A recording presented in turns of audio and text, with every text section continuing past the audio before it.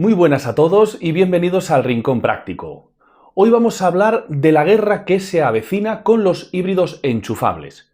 Un tipo de vehículos que va a recibir un gran impulso por parte de las marcas chinas y por parte también de las marcas tradicionalmente europeas que buscan revitalizarlo ante el estancamiento del coche eléctrico. Vamos a abordar también los cambios de normativa que prepara Europa para hacerlos más transparentes y también los cambios que los propios fabricantes pretenden introducir para que sean opciones más atractivas y eficientes. Los híbridos enchufables se presentaron inicialmente como una alternativa intermedia a la electrificación pura. El objetivo era claro. Según numerosos estudios de la Unión Europea y de las diferentes jefaturas de tráfico de los países miembros, el desplazamiento medio de los ciudadanos de la Unión es de 40 kilómetros al día, y el desplazamiento diario más habitual es de menos de 25 kilómetros. Así que sobre el papel, un híbrido enchufable con al menos 40 o 45 kilómetros de autonomía es capaz de cubrir sin emisiones la mayoría de los desplazamientos diarios de la población europea. De ahí que tanto la DGT como otros países establecieran un mínimo de 45 kilómetros de autonomía o WLTP como el mínimo para beneficiarse del distintivo 0. Ahora bien, de la teoría al hecho hay un buen trecho. Se suponía que esta tecnología tendría que haberse desarrollado con el objetivo de la eficiencia y las bajas emisiones, pero resultó que la mayoría de marcas optaron por mal usarla para hacer trampas y vender coches potentes con consumos elevados, pero que podían lucir el distintivo 0, simplemente por lograr homologar 45 kilómetros de autonomía o WLTP. Muy pocas marcas optaron por soluciones eficientes con potencias moderadas y consumos reales bajos. Una de ellas fue Renault con su tecnología E-Tech Plug-in de 160 caballos, que es la que mejor conozco, pues es la motorización de mi coche. Y la realidad es que por ciudad puedo superar los 65 kilómetros de autonomía eléctrica, y en viajes largos por carretera y autopista, los consumos reales rondan entre los 3,5 y 4,2 litros, cifras excelentes en todo tipo de uso. También la familia Hyundai-Kia optó por una mecánica eficiente de 145 caballos con 45 kilómetros de autonomía WLTP y un cambio de doble embrague con unos consumos reales muy buenos. Con esa mecánica sacaron los Kia Niro, los Kia Z, XZ y Hyundai por su parte hizo lo propio con el Ioniq, entre otros. El resto pues optaron por potencias mucho más elevadas con motores de combustión tradicionales cuyo consumo no era precisamente el mejor. Coches de 250, 300 o 400 caballos que lucen el distintivo 0, un sinsentido. A todo este despropósito se sumaron varios estudios que aseguraban que los híbridos enchufables contaminaban mucho si no se usaban correctamente y que la mayoría de usuarios no los cargaba. Sin embargo, este es un tema que hay que matizar y explicar. Por un lado, sobre las emisiones. Los enchufables más eficientes, como los que os acabo de mencionar, tienen consumos muy bajos, aun circulando en modo híbrido. Esto es debido a que la batería de estos modelos solo se descarga hasta un determinado porcentaje, el cual queda de reserva para que el coche siga funcionando como un híbrido convencional, con la ventaja de tener una parte eléctrica de mayor potencia. Esto quiere decir que aun funcionando como híbrido convencional, su rendimiento y eficiencia son muy buenos. Es el caso de Renault con el Captur, ya que el consumo medio del modelo enchufable es más bajo que el del híbrido convencional, aun funcionando exclusivamente como híbrido. Otra cosa son las hibridaciones enchufables de alta potencia que cuentan con motores de combustión que asumen la mayor parte del funcionamiento mecánico. En este tipo de coches la parte eléctrica está más pensada para aumentar la potencia del conjunto o para agregar una tracción 4x4 sin transmisión mecánica, más que para lograr consumos bajos o para lograr autonomías decentes por ciudad. En su día, por ejemplo, probamos el DS7 Crossback con más de 300 caballos y tracción 4x4. Y eficiente, lo que se dice eficiente, pues no era. Es obvio, por tanto, que no se puede generalizar con un tipo de mecánicas por la mala orientación que algunas marcas hicieron de sus modelos, aprovechándose del protocolo de homologación WLTP. Ni todos los gasolinas son iguales, ni todos los diésel son iguales, y por tanto, no todos los híbridos enchufables van a ser iguales. Por otro lado, a raíz de unos estudios publicados por diferentes estamentos internacionales, se empezó a extender la cantinela de que la mayoría de los usuarios de híbridos enchufables no cargaban sus coches y que por tanto contaminaban chorrocientas veces más que otro tipo de coches. Claro, luego resulta que la mayoría de esos estudios no se realizaron con datos de usuarios particulares, sino con datos provenientes de flotas de vehículos, ya que son estas empresas las que pueden ceder esos datos para estudios o control de uso. Los particulares, por protección de datos, no pueden compartir sus estadísticas de uso sin un consentimiento expreso. Claro, con los coches de empresa ya sabemos lo que pasa. El usuario de esos coches no suele instalar un punto de carga en su casa ni pierden el tiempo en recargar mientras están trabajando, sobre todo porque la empresa les paga la gasolina y gastos varios. Por tanto, es normal que esos enchufables no se estén usando de la forma correcta, como tampoco sería un uso correcto si un comercial está todo el día en carretera y en vez de un diésel pues tuviera un V6 gasolina atmosférico. Evidentemente, siempre habrá gente que use mal los enchufables, bien porque no se molestan en hacer una conducción eficiente o bien porque directamente no saben cómo sacar partido a su coche. No obstante, la realidad es que la mayoría de particulares que se compran un híbrido enchufable, lo enchufan. Tampoco nos debemos olvidar de los estudios sensacionalistas que ponen en grandes titulares que un enchufable consume el triple de lo declarado, mientras que un diésel o un gasolina solo consumen un poco más de lo homologado.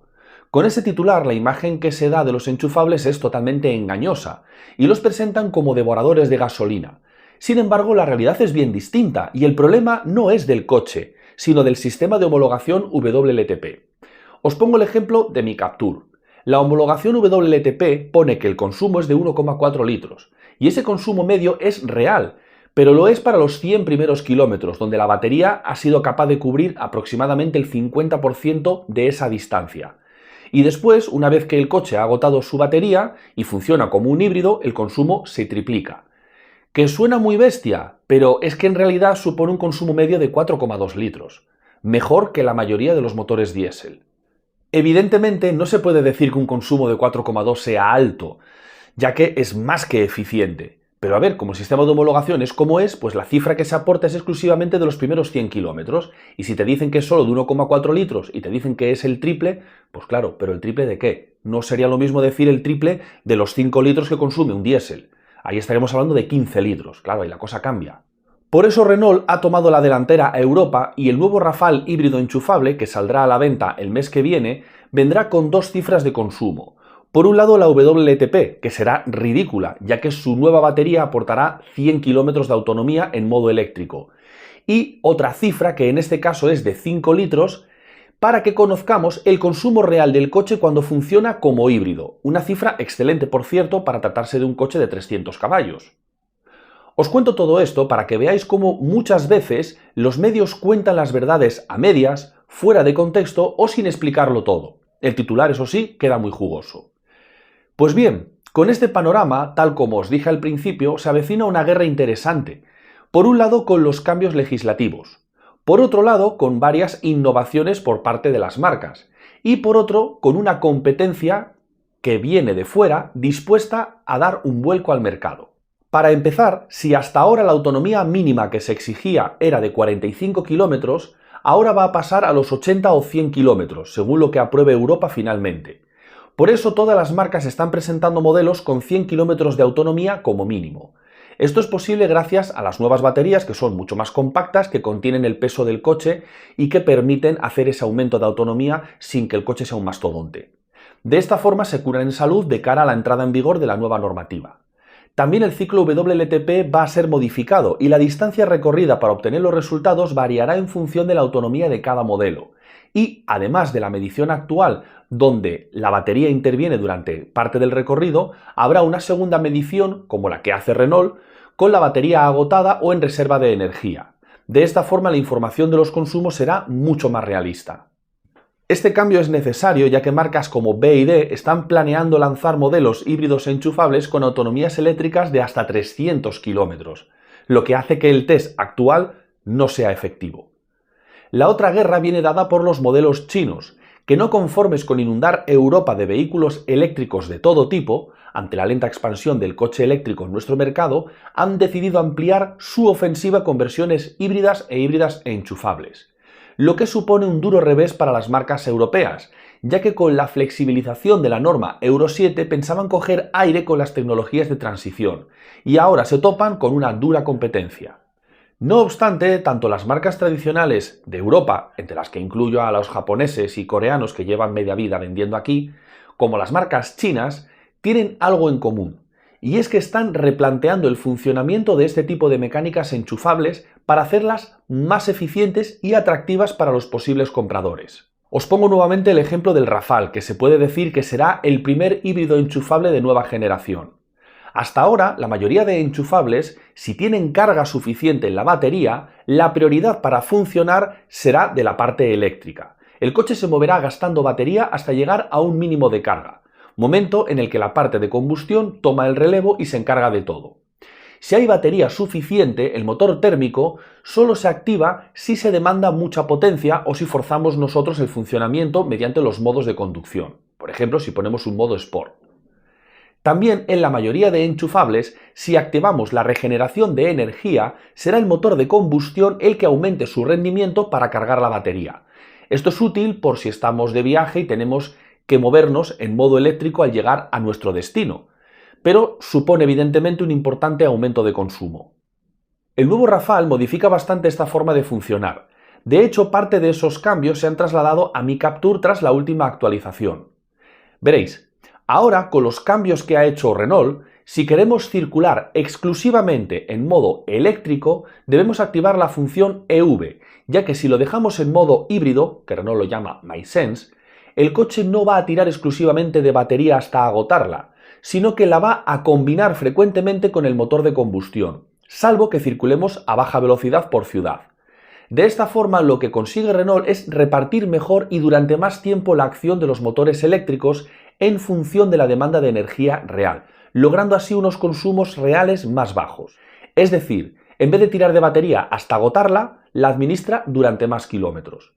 Del mismo modo, la regeneración de energía también se modifica. Renault es hoy por hoy la marca que mejor sistema de regeneración pasiva tiene. Es algo que siempre me ha gustado de mi coche y ahora con el Rafale van un paso más allá, aumentando la capacidad de regeneración sin intervención del motor de combustión. Además, limita la regeneración al 25% de la capacidad, lo que supone unos 25 kilómetros de autonomía, suficiente para cuando llegamos a una ciudad tras un viaje. Todo esto está encaminado a mejorar los consumos en modo híbrido, aumentando las posibilidades diarias con la batería que es más grande. Como os dije antes, 5 litros para un SUV de este tamaño con 300 caballos y tracción 4x4, pues hombre, no está nada mal. A pesar del ingenio de Renault y de las novedades que van a traer otras marcas, la llegada de modelos enchufables chinos con autonomías gigantescas a precios muy competitivos van a desencadenar una interesante batalla. Una batalla por la autonomía, la eficiencia, la velocidad de carga y el precio.